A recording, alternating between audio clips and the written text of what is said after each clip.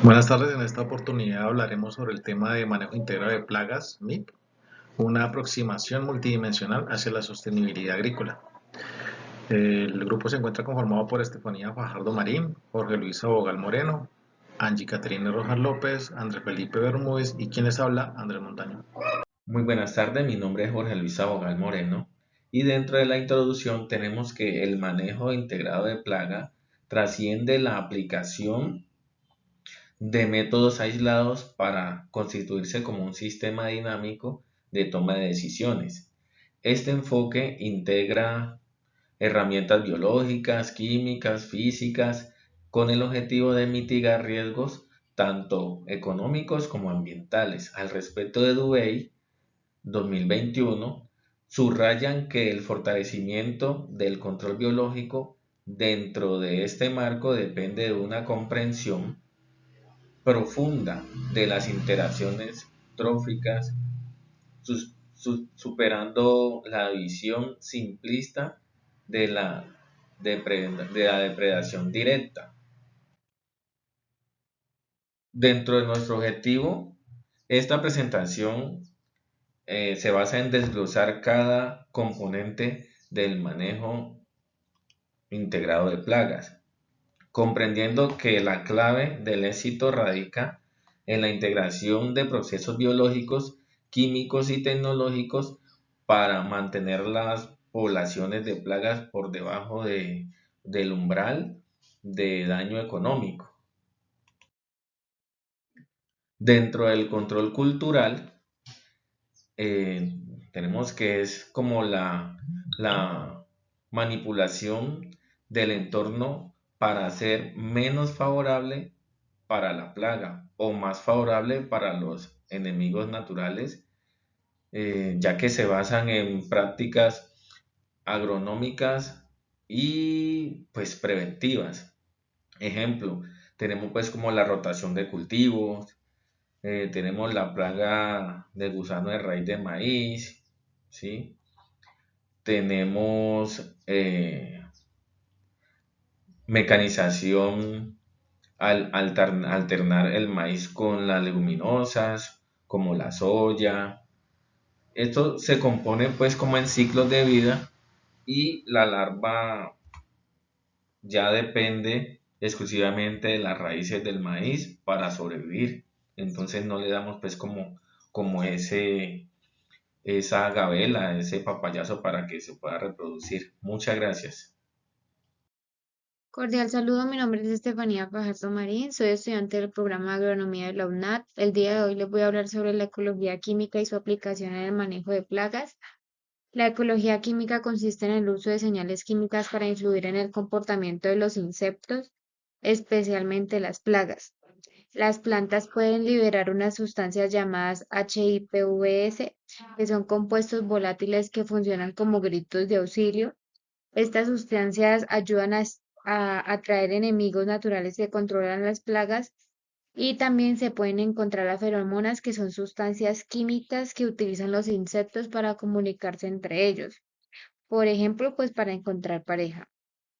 Un ejemplo de esto es el trampeo masivo con feromonas de confusión sexual, donde se liberan feromonas sintéticas en el ambiente para poder así confundir a los machos y evitar que encuentren a las hembras.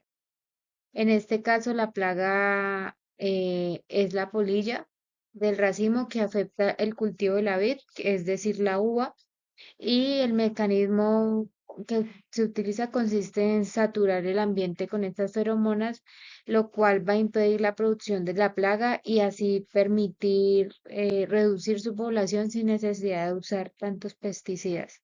Muchas gracias.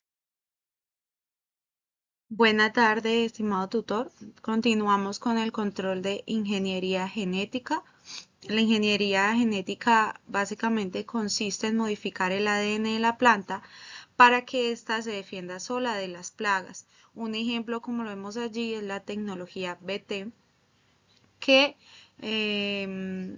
pues se usa la bacteria Bacillus thuringiensis y así la planta produce una toxina y cuando el insecto como el Spodoptera Frugiperda la consume, se le daña el intestino y muere.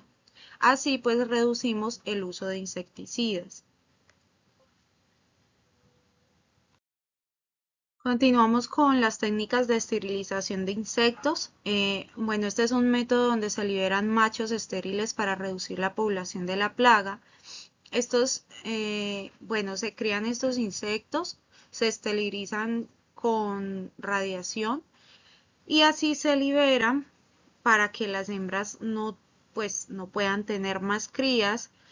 Un ejemplo de ello es el Ceratitis capitata. Y pues de esta manera nosotros no usamos químicos y es amigable con el ambiente. En cuanto a estos dos controles, podemos decir que ambos métodos ayudan a controlar plagas de forma más sostenible y pues con el uso con menos uso de químicos. Buenas tardes, mi nombre es Andrés Montaño, estudiante del programa de agronomía y continúo con el tema sobre el control biológico, que de acuerdo con Dubey se define por el uso de organismos vivos, enemigos naturales, para reducir la densidad de una población de plagas. Dentro del componente del control biológico en el manejo integral de plagas se encuentra el control biológico clásico, que consiste en la introducción de enemigos naturales y exóticos para controlar plagas invasoras.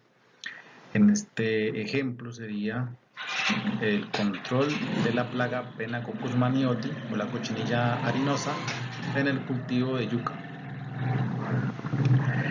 Esta plaga fue introducida en África y causó graves pérdidas y se introdujo el parasitoide Alopecia que deposita sus huevos dentro de la cochinilla provocando su muerte, tal cual como lo muestra la imagen.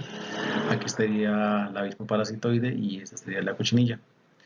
Continuamos con el control biológico aumentativo, que consiste en la liberación masiva de enemigos naturales criados en laboratorio. Ejemplo de esto está el control del barrenador en caña de azúcar mediante el tricograma, una avispa parasitoide de huevos, como lo muestra la imagen. Esta sería el tricograma y este serían los huevos de la diatrea. Se liberan grandes cantidades de avispas en el campo de forma periódica y estas parasitan los huevos de insectos antes de que eclosionen. Por último tenemos el control biológico por conservación, que consiste en el manejo de hábitat para favorecer enemigos naturales existentes mediante las franjas florales, usados comúnmente en el cultivo de tomate y lechuga para el control de pulgones, que mediante estas franjas florales, como lo muestra la imagen, lo que se hace es aumentar los enemigos naturales, en este caso mariquitas o cocinelídeos, además de algunas crisopas, donde se les ofrece mediante estas plantas néctar y refugio, aumentando la población de los depredadores. Continuamos con la resistencia de plantas a insectos, donde la capacidad heredable de una planta para limitar el daño de un insecto, destacando que el manejo orgánico puede potenciar esta resistencia mediante la salud del suelo. La resistencia vegetal consiste en la capacidad inherente o inducida de una planta para reducir el daño causado por un insecto, ya sea afectando su comportamiento, desarrollo o supervivencia. Dentro de estos componentes está la antisecnosis, no preferencia, donde la planta evita que el insecto se alimente o oposite o se establezca en el cultivo. Para este ejemplo tenemos el control de la Nilaparvata leguns en los cultivos de arroz, donde algunas variedades presentan superficies foliares menos atractivas mediante compuestos volátiles que repelen al insecto. Como resultado, el insecto prefiere no alimentarse ni opositar, reduciendo las infestaciones iniciales. Tal cual como lo muestra la imagen, mediante procesos de clonación o procesos genéticos se pueden producir plantas más resistentes o menos susceptibles a los ataques por insectos. Continuamos con la antibiosis, que consiste donde la planta afecta directamente la biología del insecto, alterando su supervivencia, crecimiento y reproducción. En este caso, en el cultivo del tomate, se controla la Bemisia tabaci, donde la producción de compuestos secundarios como alcaloides y fenoles afectan y reducen la fecundidad, afectando el desarrollo de las ninfas. Esto disminuye la población del insecto por efectos fisiológicos negativos.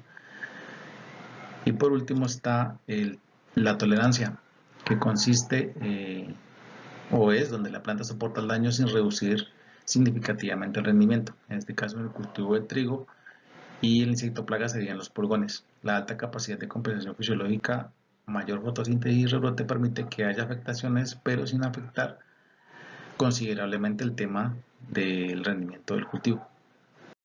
Muy buenas tardes, tutor y compañeros. Tengan un cordial saludo. Mi nombre es Andrés Felipe Bermúdez.